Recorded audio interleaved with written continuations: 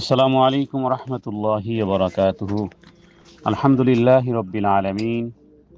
শুরু হচ্ছে কোরআনে বর্ণিত 25 জন নবীর দোয়া সমূহের মধ্য থেকে আজকের আমরা একাদশ পর্বে আলোচনা করব হযরতে জাকারিয়া আলাইহিস সালাতু ওয়াস সালাম সম্পর্কে এবং তার দোয়া সম্পর্কে ইনশাআল্লাহ বিইذنিল্লাহ। ওমা তাওফীকি ইল্লা বিল্লাহ। হযরতে জাকারিয়া আলাইহিস সালাতু ওয়াস সালামের কথা সূরা মারিয়ামে আল্লাহ তাআলা উল্লেখ করেছেন। এছাড়াও আরও বিভিন্ন আয়াতে হযরতে জাকারিয়া আলাইহিস সালাতু ওয়াস সালাম এই মহান নবীর কথা কোরআনে যেভাবে করে বর্ণনা করা হয়েছে এবং অন্যান্য ধর্মগ্রন্থেও, এবং প্রত্যেক নবীর মধ্যে আল্লাহ তাআলা যেই পরিমাণ বিনয় দিয়েছিলেন, ধৈর্যশীল হওয়া, এবং সবচেয়ে বড় বিষয় ছিল যে নবীরা রবের প্রতি গভীর আস্থা, মানে আল্লাহ তাআলার উপরে যেই ভরসার যেই বাস্তব উদাহরণ, এবং কোরআনুল কারীমে তার বেশ কিছু বিষয় আমরা কোরআনুল কারীম থেকে পাই। হযরতে জাকারিয়া আলাইহিস সালাতু ওয়াস সালাম তিনি বাইতুল মুকাদ্দাসে, যেটা ফিলিস্তিনের এই মসজিদে তিনি ইমামতি করতেন, ইমাম ছিলেন এই মসজিদে। এবং মরিয়ম আলাইহিস সালাতু ওয়াস সালামের সম্পর্কে খালু অথবা তার অভিভাবক ছিলেন, এভাবে করে কিছু বর্ণনাতে পাওয়া যায়। এবং এই নবী তিনিও ইব্রাহিম আলাইহিস সালাতু ওয়াস সালামের মতন বৃদ্ধ হয়ে গিয়েছিলেন, চুল দাড়ি সব সাদা হয়ে গিয়েছিল, কোনো সন্তান ছিল না। চুল দাড়ি সব সাদা হয়ে গিয়েছিল। সূরা মারিয়ামে আল্লাহ তাআলা উল্লেখ করেছেন, ওয়াস্তাদা রাসু শাইবান ওয়া লাম আকুম বিদুআইকা রব্বি শাকিয়া, যে হে আল্লাহ, আমার তো সব সাদা হয়ে গেছে। স্বাভাবিক, চুল দাড়ি সাদা হলে মানুষের মনের মধ্যে এক ধরনের দুর্বলতা আসে। তো বার্ধক্যের দুর্বলতা তো স্বাভাবিকভাবে আমাদেরকে গ্রাস করবেই, তারপরও নিরাশা হননি তিনি। আর তিনি এভাবে করে বলতেন যে ওয়ালাম আকুম বিদুআইকা রব্বি শাকিয়া, হে প্রভু, আমি কোনো দোয়া করে আমি নিরাশ হইনি। আল্লাহ তাআলার কাছে নিরন্তর তিনি দোয়া করে যেতেন। আর সেই দোয়াটি আমরা আজকের পাঠ করব ইনশাআল্লাহ। বাকি আয়াতের ব্যাপকতা এত বেশি যে যাদের সন্তান আছে তারাও পাঠ করবে, যাদের সন্তান নেই তারাও পাঠ করবে। কারণ হলো আরো আসল ওয়ারিসত্ব বানাতে সন্তানদেরকে আমাদেরকে হযরতে জাকারিয়া আলাইহিস সালাতু ওয়াস সালাম এই দোয়া করা উচিত ইনশাআল্লাহ। তাহলে আমরা আয়াতটি আমরা তেলাওয়াত করি। আউযু বিল্লাহি মিনাশ শাইতানির রাজীম। ওয়াজাকারিয়া ইয নাদা রাব্বাহু, হযরতে জাকারিয়া আলাইহিস সালাতু ওয়াস সালাম যখন তার রবকে ডাক দিলেন। কিভাবে? রব্বি লা তাযারনি ফারদাও ওয়া আনতা খায়রুল ওয়ারিসিন। হে আমার প্রভু, হে আমার প্রতিপালক, লা তাযারনি ফারদান, আমাকে এককভাবে রাখবেন না বা নিঃস্ব রাখবেন না। ও আংতা, এবং আপনি হলেন খায়রুল ওয়ারিসিন, উত্তম উত্তরাধিকারী। এ দোয়ার ভিতরে হাজারো ব্যাপকতা আছে এবং এই দোয়াগুলোকে আমরা আমাদের মননশীলতায় বিভিন্নভাবে আমরা এই দোয়াটাকে ব্যবহার করতে পারি। হযরতে জাকারিয়া আলাইহিস সালাতু ওয়াস সালাম তিনি আল্লাহ তাআলার কাছে সন্তান চেয়েছিলেন এবং বলেছিলেন, হে আল্লাহ, আপনি আপনার পক্ষ থেকে একটি সন্তান দান করেন। নবীদের এই দোয়ার ভিতরে এটাও একটা বিষয় যে শুধু সন্তান চাননি, বরং পবিত্র সন্তান, নেককার সন্তান চেয়েছেন। অনেকেই সন্তান চায়, ছেলে বা মেয়ে, যেটা চাওয়া উচিত যে সন্তান চাইতে হলে যেন আমরা নেককার সন্তান চাই, পবিত্র নেককার সন্তান চাই। সূরা আলে ইমরানে জাকারিয়া আলাইহিস সালামের অন্য দোয়া বর্ণনা করা হয়েছে।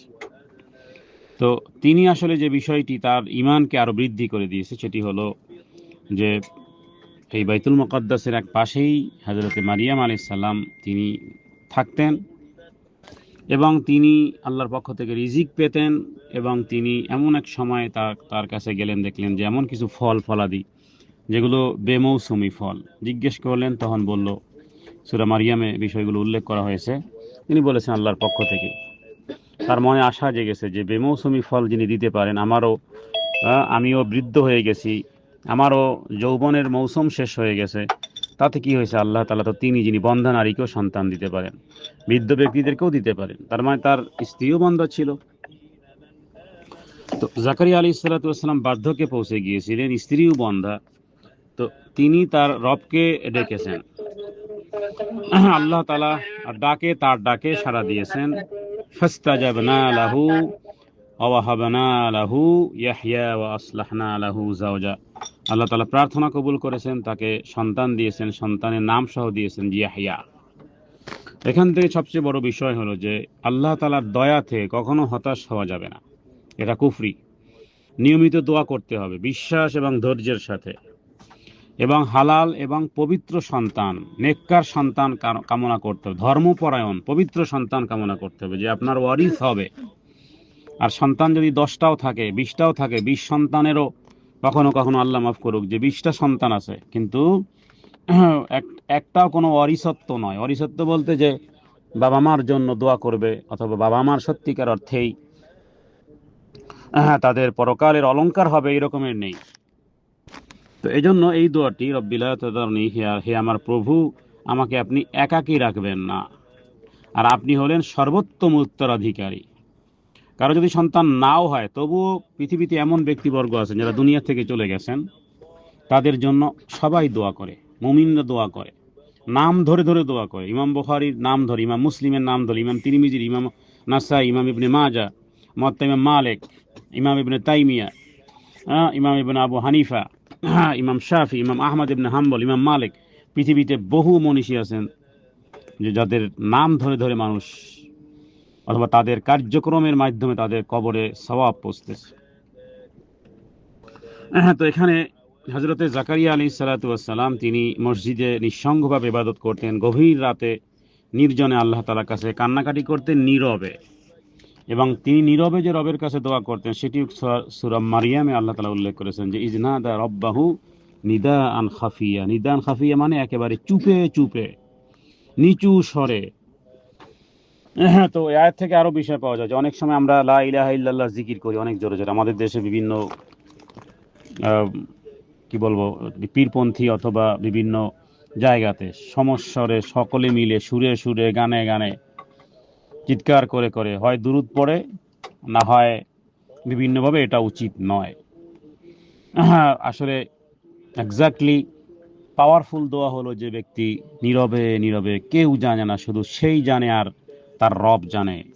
এভাবে করে ইজনাদা, যখন ডাকলেন রব্বাহু, তার প্রভুকে, নিদা আন, ওই ডাক যেখানে খাফিয়ান, খাফিয়ান খুবই সংগোপনে, গোপনে, বিনয়ে, কাঁদতে কাঁদতে দোয়া কবুল হয়।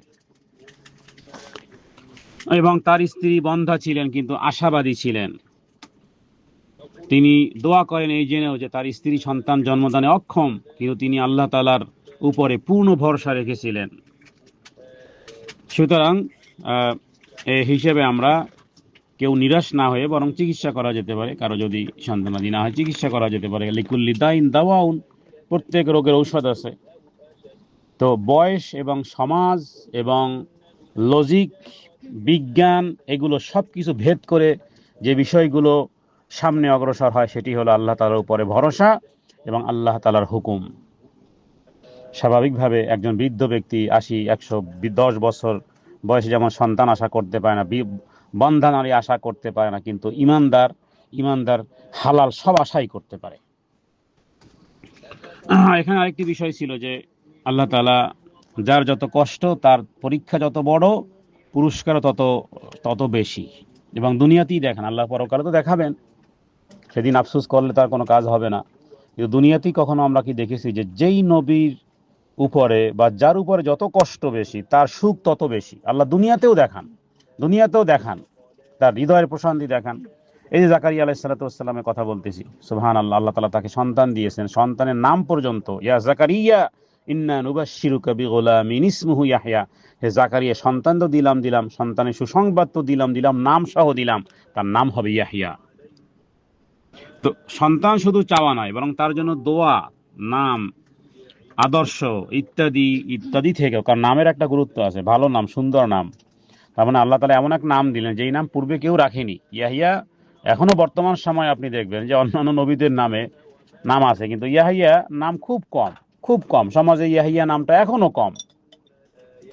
তাহলে নামের একটা গুরুত্ব আছে। সন্তান হলেই আকাশ আর বৃষ্টি আর বিপদ আর নাট বল্টু এগুলো না রেখে সুন্দর নাম রাখতে হবে।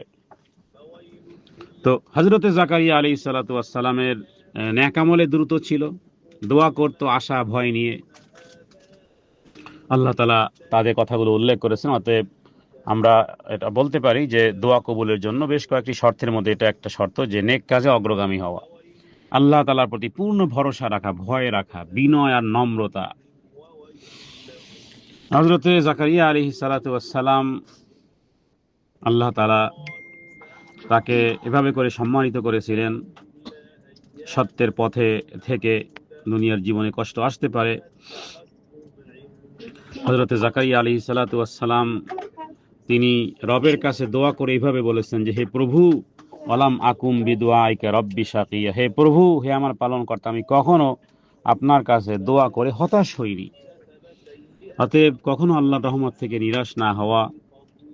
আর সন্তান চাওয়া কেন? আমরা আসলে সন্তান চাওয়াটা এই কারণে যে ব্যক্তিগত স্বার্থে নয়, হ্যাঁ, বরং এমন উত্তরাধিকারী যাতে করে এই বংশের এবং তাদের মৃত্যুর পরে পরবর্তী প্রজন্মে থেকে শুরু করে সন্তান থেকে সন্তান, চাই সেটা ছেলে হোক অথবা মেয়ে হোক, উভয় থেকে সবের একটা বহুত বড় একটা বিষয়। যে কারণ আত্মীয় স্বজন, হ্যাঁ, এমনকি কোনো ব্যক্তির মাধ্যমে যখন দিনের কাজ সম্প্রসারিত হয়, নেকের কাজ সম্প্রসারিত হয়, তারাও এক ধরনের উত্তরাধিকারী হয়।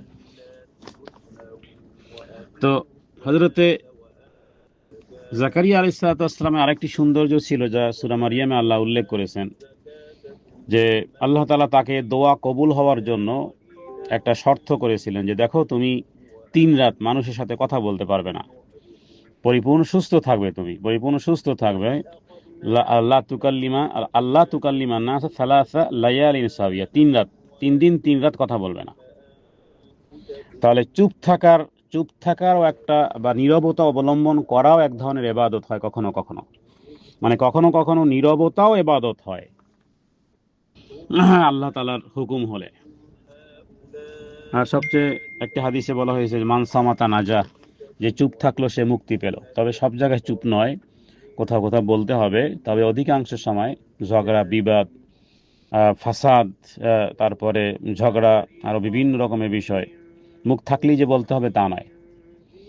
হ্যাঁ, কত সংসারে, কত বিভিন্ন জায়গাতে এই জবানদারাজি করার কারণে সংসারে অশান্তি লেগে আছে। সেক্ষেত্রে যদি একজন চুপ থাকে, এবং এটা দেখা গেছে যে স্বাভাবিক একটি গবেষণায়, যে যেই সংসারে যেই নারী যত শান্ত, যত নম্র, যত আদবী, যত আখলাকি, যত লজ্জাশীল, সেই সংসারের সন্তানেরা সবচেয়ে, মানে ওই নারীর, যেই নারী একেবারেই লজ্জাশীলতার চাদরে যেই নারী আবৃত, সেই নারীর সন্তানেরা, বলা যেতে পারে যে তারা, আল্লাহ তাআলা ওই ওই ওই সন্তানদেরকে মানে বীর বিক্রমে ভূষিত করেন, সাহসী হন, মেধাবী হন, এবং সমাজের ক্ষেত্রে, নেতৃত্বের ক্ষেত্রে, লিডারশিপ হতে ওই নারীর থেকে আল্লাহ তাআলা প্রকাশ করে দেন। কারণ ভালো জিনিসের একটা ফলাফল তো হবেই। যেখানে যেখানে যেখানে নীরবতা আছে, নীরবতা এক ধরনের বহুত বড় সৌন্দর্য, পুরুষের জন্য, নারীর জন্য। যাই হোক, মানে নবীদের প্রত্যেকটি কর্মকাণ্ডের ভিতরে লুকায়িত আছে যেন মণিমুক্তা। তাহলে নীরবতাও এক ধরনের ইবাদত, এটা আমরা বললাম। আর এরপরে হযরতে জাকারিয়া আলাইহিস সালাতু ওয়াস সালাম, যেহেতু তিনি বৃদ্ধ ছিলেন, স্ত্রীও ছিলেন বন্ধা, তার আশা মানুষের দৃষ্টিতে অসম্ভব ছিল, কিন্তু আল্লাহ তাআলা তার দোয়া কবুল করেছেন। সুতরাং জীবনে যত অসম্ভবই হোক না কেন, জীবনে কোনো কিছুই যেটা মনে হতে পারে যেটা অসম্ভব, কিন্তু আল্লাহ তাআলার দরবারে সবই সম্ভব। তাহলে মুমিন ব্যক্তি তার নিজস্ব জ্ঞান, বুদ্ধি, গরিমা অনুযায়ী হিসাব করলেই চলবে না, বরং একজন মুমিন ব্যক্তি রবের প্রতি এই পরিমাণ আশান্বিত হবে, এই পরিমাণ ভরসা রাখবে যে আল্লাহ, আমি ছোট, আমি ক্ষুদ্র, আমি কিছুই না, কিন্তু তোমার ভান্ডারে তো কোনো কিছুর অভাব নেই। সুতরাং রবের প্রতি শরণাপন্ন হওয়া এবং বড় বড় প্রার্থনা করা, বড় বড় ড্রিম, বড় বড় আশা, বিশাল বিশাল বিষয়গুলোই আল্লাহ তাআলার উপরে ভরসা রেখে কার্যক্রম শুরু করা। তাহলে আরেকটি বিষয় আমরা জানলাম যে দোয়া কখনো বাতিল হয় না, সময় মতো আল্লাহ কবুল করবেন। সেটা কবে সময়, সেটা কি টুডে না টুমোরো না আফটার টুমোরো, সেটা 1 বছর না 2 বছর না জীবনে না মরণে না পরকালে, আমার রব ভালো জানেন। বান্দার কাজ দোয়া করে যাওয়া, আল্লাহ সময় মতো কবুল করবেন, রেওয়ার্ড দিবেন। আর আরেকটি বিষয় হলো সন্তান শুধু ভালো নয়, নেককার হওয়া, দিনদার হওয়া। এই জন্য রবের কাছে সমস্ত নবীরা দোয়া করেছেন, এমন কোনো নবী নেই যে সন্তানদের জন্য দোয়া করেন। তাহলে আমরা কি করব? আমরা কি শুধু সন্তানের জন্য লেখাপড়া, পড়াশোনা, বিভিন্ন বিষয় খেয়াল করলেও সালাতে, সেজদাতে গিয়ে, শেষ বৈঠকে, অন্যান্য সময় সন্তানদের জন্য দোয়া করব যে আল্লাহ আমার সন্তানকে আপনি নেককার বানান, আল্লাহ আমার সন্তানদেরকে আপনি উত্তরাধিকারী বানান, এভাবে করে সন্তানদের জন্য দোয়া করা। ইব্রাহিম আলাইহিস সালাম থেকে শুরু করে সব নবীরা দোয়া করেছেন। আর ধৈর্য আর বিনয় তাওয়াক্কুল দিয়ে দোয়া করলে আল্লাহ তাআলা সে দোয়া আল্লাহ তাআলার দরবারে পৌঁছে যায়। চিৎকার চিল্লাচিল্লি, শাসন, পিটাপিটি, মারামারি, এই বকা ঝকা, বিভিন্নভাবে অশান্তির দাবানল সৃষ্টি করে কিচ্ছু হয় না, কিচ্ছু হয় না, কিছুই হয় না। বরং দোয়া সেটি পৌঁছে যায়, ওই আর সে আজিমে পৌঁছে যায়, রবের কাছে পৌঁছে যায়। বিপদে চিৎকার করলে বিপদ কাটে না, কিন্তু দোয়া করলে সেটা পৌঁছে যায়। তাহলে জাকারিয়া আলাইহিস সালাতু ওয়াস সালাম সম্পর্কে এই জাতীয় মর্মস্পর্শী যে সমস্ত শিক্ষাগুলো এবং দোয়ার সময় শব্দগুলোর সৌন্দর্য, সুবহানাল্লাহ, আর নিজের দুর্বলতা আগে প্রকাশ করতে সব নবীরা। আপনি দোয়া ইউনুস দেখেন, অন্যান্য সমস্ত নবীদের দোয়াগুলো আরেকবার যদি পরখ করে দেখেন, দেখবেন যে নিজেদের দুর্বলতা। এখানে তিনিও বলেছেন, হে আল্লাহ আমার তো হাড় নরম হয়ে গেছে, আমার শরীরের হাড় বৃদ্ধ হয়ে গেছে, মাথার চুল সাদা হয়ে গেছে। তার মানে কি? নিজের দুর্বলতা, আল্লাহর সামনে নিজের দুর্বলতা, বিনয়, দুর্বল ভাবে নিজেকে পেশ করতে হয় যে হে আল্লাহ ওহানাল আজমু মিন্নি, আমার হাড়গুলো দুর্বল হয়ে গেছে, ওয়াস্তাআলা রাসু শাইবান, আমার মাথার চুল ধবধবে সাদা হয়ে গেছে। এগুলো দুর্বলতা। তার মানে আমার যাত্রা শেষ, আমার লাস্ট টাইম চলতেছে, আমার শেষ। তো দোয়া করতে গেলে নিজের দুর্বলতা স্বীকার করে বিনয়ের সাথে চাইলে সেই দোয়া পাওয়ারফুল হয়, সেই দোয়া কবুলিয়তের মর্তবা মর্যাদা রাখে। তো এবং আরও একটি বিষয় যে তিনি ওখানে ছিলেন, মারিয়াম আলাইহিস সালাম ছিলেন, ভালো মানুষের সান্নিধ্যে থাকাও বহুত বড় একটা বিষয়। একে অপরের বন্ধুত্ব, একে অপরের সাথে একই হালাকায়, একই গ্রুপে দোয়া সালাম হওয়া, একে অপরের সাথে পরিচিত হওয়া দ্বীনের জন্য, দ্বীনের স্বার্থে, কোনো দুনিয়ার স্বার্থে নয়। মানুষের হৃদয় পরিবর্তন হয়, হৃদয়। এটা পৃথিবীর কোনো ডাক্তার, পৃথিবীর কোনো সায়েন্টিফিক কোনো এগুলো ওইভাবে করে নসিহতেও এতটা ফায়দা হয় না, যা মানুষের সৎসর্গে বলে স্বর্গবাস, অসৎসঙ্গে বলে সর্বনাশ, না সারে সর্বনাশ। তো যাই হোক, আমরা সংক্ষিপ্তভাবে এই আলোচনাগুলো করা, এবং সর্বশেষ আমরা বলবো যে হযরত জাকারিয়া আলাইহিস সালাতু ওয়াস সালাম তিনি তাওহীদের দিকে ডাকতেন, সত্যের দিকে আহ্বান করতেন, কিন্তু মানুষ রেগে যেত। এক সময় হযরত জাকারিয়া আলাইহিস সালাতু ওয়াস সালামকে হত্যা করা হয়। সত্য বলার পরে কণ্ঠ আঁকিনো রাস্তা হয়, কিন্তু সেই পথেই রয়েছে আমার রবের সন্তুষ্টি, সেই পথেই আছে চিরজীবন, এবং সে পথেই আছে রবের সন্তুষ্টি। অতএব দুনিয়ার শেষটা, দুনিয়ার শুরু আর দুনিয়ার শেষ, যা পৃথিবীবাসী যেমনই দেখুক না কেন, রবের সন্তুষ্টির সাথে শেষ হলে সেটাই মূলত আসলে সাফল্য। কারণ জীবন আর মরণ তো রবের সন্তুষ্টির জন্যই। হযরত জাকারিয়া আলাইহিস সালাতু ওয়াস সালামের আরেকটি দোয়া এভাবে, রব্বি হাবলি মিন লাদুনকা যুররিয়াতান তাইয়্যিবাতান ইন্নাকা সামিউদ দুআ আছে।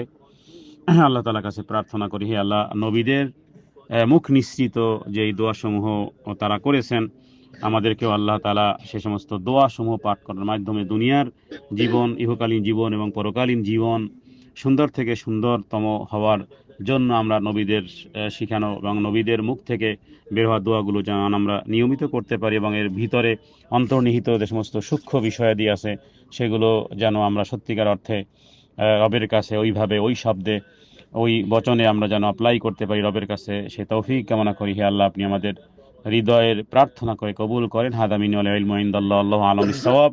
ওসল্লাল্লাহু আলা সাইয়্যিদিনা মুহাম্মাদিন নবিল উম্মি ওয়া আলিহি ওয়াসাল্লাম। আসসালামু আলাইকুম ওয়া রাহমাতুল্লাহি ওয়া বারাকাতুহু।